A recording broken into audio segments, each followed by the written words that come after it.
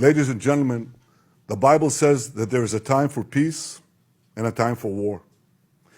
Many believed that the promise of progress in the 21st century would enable us to move beyond the barbaric horrors of the past towards a better and brilliant future. Many believed that we could go about our comfortable lives and that evil will simply pass us by. It will not. The horrors that Hamas perpetrated on October 7th remind us that we will not realize the promise of a better future unless we, the civilized world, are willing to fight the barbarians. Because the barbarians are willing to fight us. And their goal is clear. Shatter that promising future. Destroy all that we cherish. And usher in a world of fear and darkness.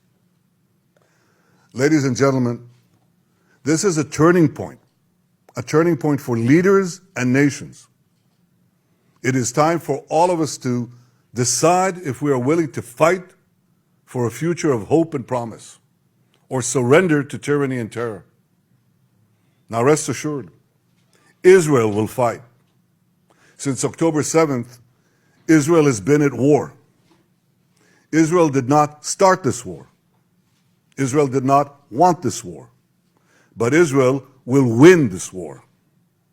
Hamas launched this war by perpetrating the worst savagery our people have seen since the Holocaust. Hamas murdered children in front of their parents, murdered parents in front of their children. They burned people alive. They raped women. They beheaded men.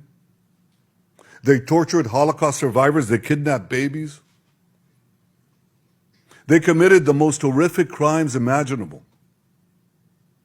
And they're part of the axis of evil that Iran has formed, an axis of terror that works by arming, training, and financing Hamas in Gaza, Hezbollah in Lebanon, the Houthis in Yemen, and other terror proxies throughout the Middle East and beyond the Middle East. In fighting Hamas and the Iranian axis of terror, Israel is fighting the enemies of civilization itself. Victory over these enemies begins with moral clarity. It begins with knowing the difference between good and evil, between right and wrong. It means making a moral distinction between the deliberate murder of the innocent and the unintentional casualties that accompany every legitimate war, even the most just war. It means holding Hamas responsible for the double war crime it commits every day by deliberately targeting Israeli civilians while deliberately using Palestinian civilians as human shields. It means making clear that the use of human shields is not only an immoral tactic of terror, but also an ineffective one. Because as long as Hamas's use of Palestinian human shields result in the international community blaming Israel, Hamas will continue to use it as a tool of terror, and so will others. Hamas will continue to use the basements in Gaza's hospitals as the command posts of its vast terror tunnel network. It will continue to use mosques as fortified military positions and weapon depots. It will continue to steal fuel and humanitarian assistance from UN facilities.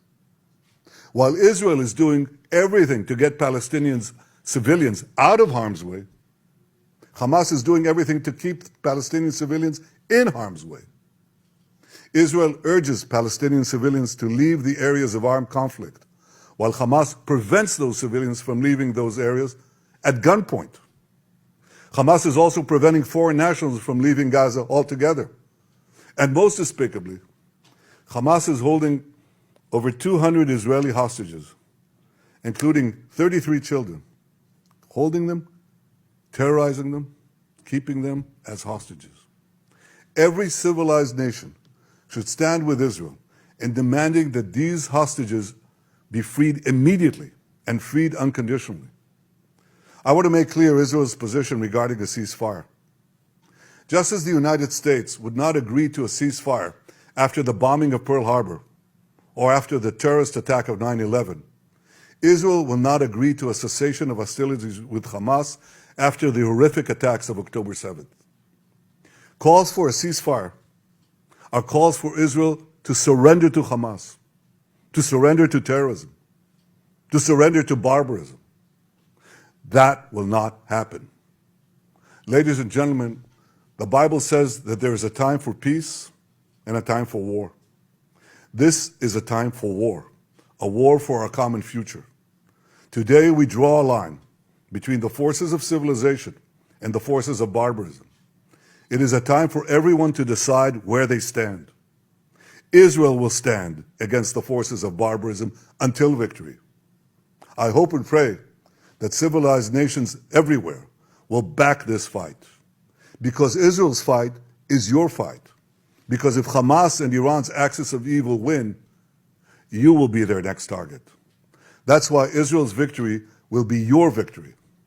But make no mistake, regardless of who stands with Israel, Israel will fight until this battle is won, and Israel will prevail.